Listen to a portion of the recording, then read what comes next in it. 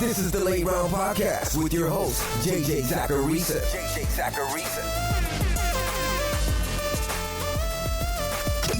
What's up, everyone? It's JJ Zacharisa, the editor-in-chief at FanDuel and at NumberFire.com, and this is episode 385 of the Late Round Podcast, one of the many shows that are part of the FanDuel Podcast Network.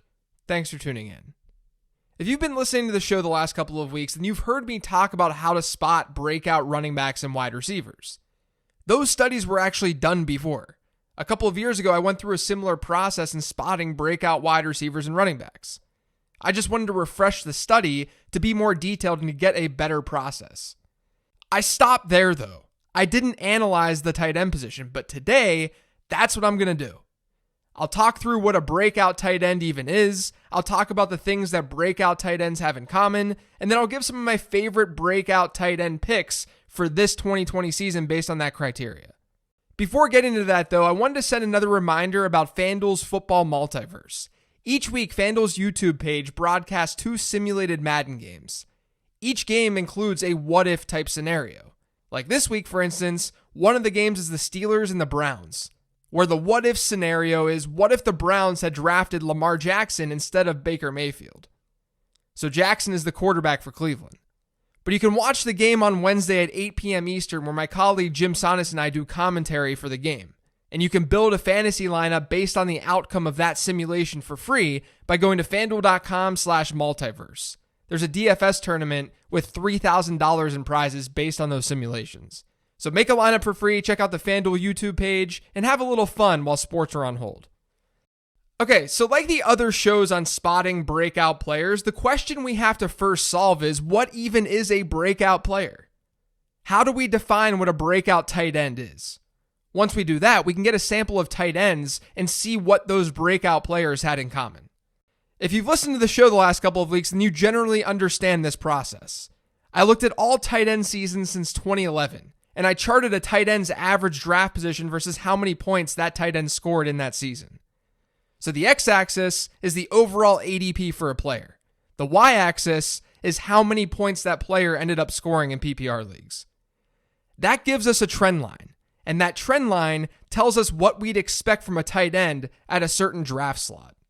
So just as an example, a tight end drafted around pick 100 would be expected to score roughly 125 PPR points this season. One selected at pick 150, he's closer to 100 expected points. Now, using that information, we can find tight ends who outperformed ADP expectation at the highest rate.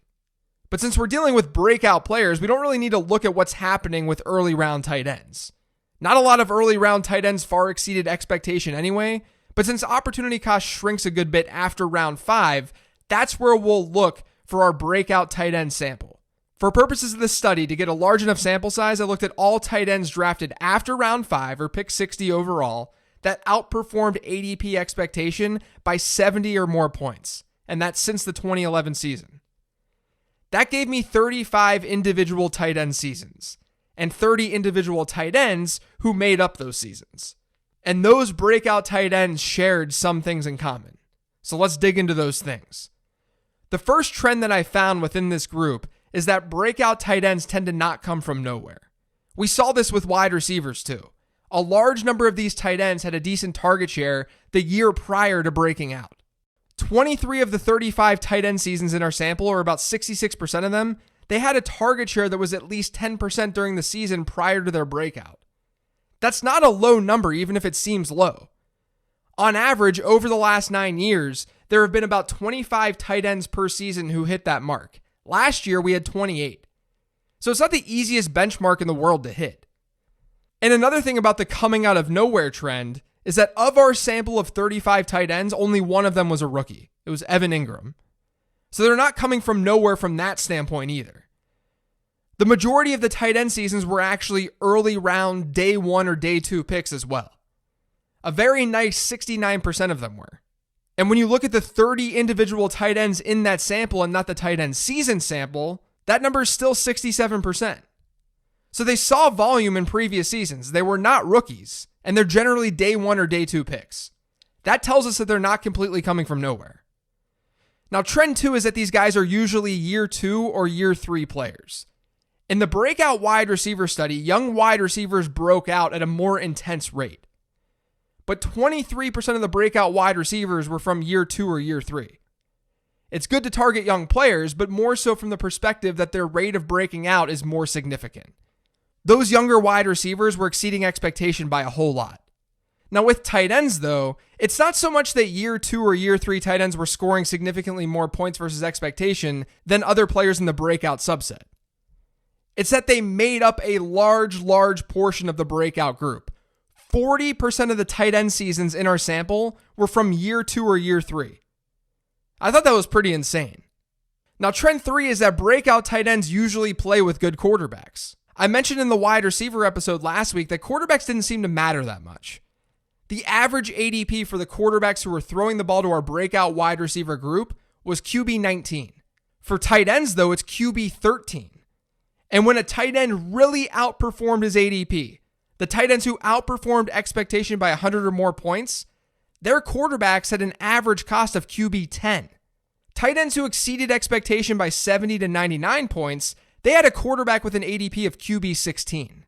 It seems like quarterback play matters a little bit more for the tight end position than it did at wide receiver, at least when you're looking for a breakout. And then the final thing for tight ends, which was not found with running backs and wide receivers, is that breakout tight ends are usually athletic. Hayden Winks from Roto World put an article together about a year ago that showed how different measurements correlated to tight end success in fantasy football. And one of the measurements that correlated best to tight end points per game was speed score, which is height adjusted 40 time. So as I mentioned before, we have 35 tight end seasons in our sample and 30 overall tight ends. Using playerprofiler.com, I got the speed scores for 28 of those tight ends. 2 of them weren't available. Of those 28 individual tight ends, the average speed score was 108. That's an 86th percentile speed score at the position. And only 21% of the tight ends had a below average speed score. So to recap the 4 trends, the first is that these players aren't coming from nowhere. The second is that they're often year 2 or year 3 guys. The third is that they play with good quarterbacks. And the fourth is that they're athletic. Those are the things to keep in mind when trying to spot a breakout tight end. Now, like other shows, I want to give you guys some picks for the 2020 season. I want you guys to come to your own conclusions, of course, because having a process is important. That's what this is all about. But this is where process led me. The first guy is Hayden Hurst, who I've been talking about a lot on this show over the last couple of months. You have the quarterback, you have decent athleticism in that he has an 81st percentile speed score, he's a third-year guy, and he's actually not coming from nowhere. Not only was he a first-round pick, but he had almost a 10% target share last year. That's kind of surprising. But again, that's the target share that we typically see in the previous year for breakout tight ends. Given the offense that he's in, I love Hurst to exceed expectation this year. Now, another tight end to target could be Mike Gesicki. He fits the criteria really well aside from the quarterback point. But he's super athletic, he's a third-year player, and he saw plenty of volume last year. The stars are aligning. Gesicki makes a lot of sense in the late rounds, which is not a take that I've shied away from this offseason either. Now, I really wish that TJ Hawkinson was fully healthy because like the other guys that I just talked about, he also fits these trends really well. The problem is that the Lions offensive coordinator Darrell Bevell said that Hawkinson may not be 100% yet. But even in limited time last year, Hawkinson still cleared the 10% target share mark as a rookie. He's got the quarterback. He's got the athleticism. He just needs to be healthy. And he should be able to pay off his ADP if he is healthy. He could be this year's Mark Andrews. Now, I think those 3 tight ends, Hurst, Gesicki, and Hawkinson, they're fairly obvious. But one lower-tiered player who you can get really cheap right now is Irv Smith. I do like some other tight ends in the tier above Smith, like Noah Fant, maybe Jonnu Smith, but I wanted to provide a cheaper example, and I think Irv Smith is that example. I feel like no one's talking about the fact that Irv Smith also cleared the 10% target share mark as a rookie.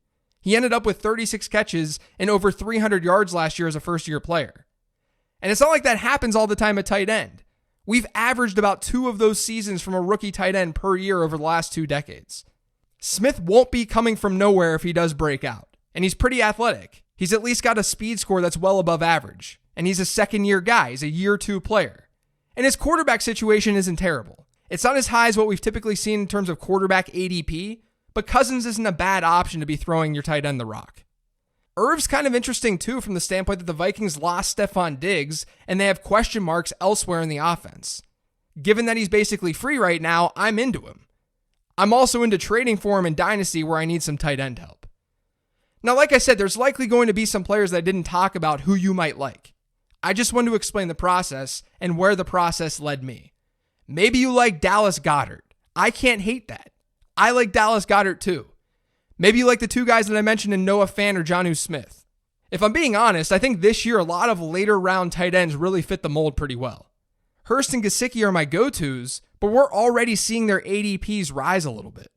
We may have to dig deeper, but fortunately there are a good number of guys who have a chance to break out this year. Like I've been saying though, guys, this is all about probability. I'm just trying to provide a process to help you put together sustainable strategy year over year. And I hope these Finding Breakout Players episodes have been helpful in doing that. It's a short show, but that's going to do it for today's show. Thanks to all of you for listening. If you've yet subscribed to the Late Round Podcast, make sure you are by searching for it pretty much anywhere podcasts can be found. And don't forget to follow me on Twitter @LateRoundQB. Thanks, everyone. I'll talk to you later in the week with the mailbag episode.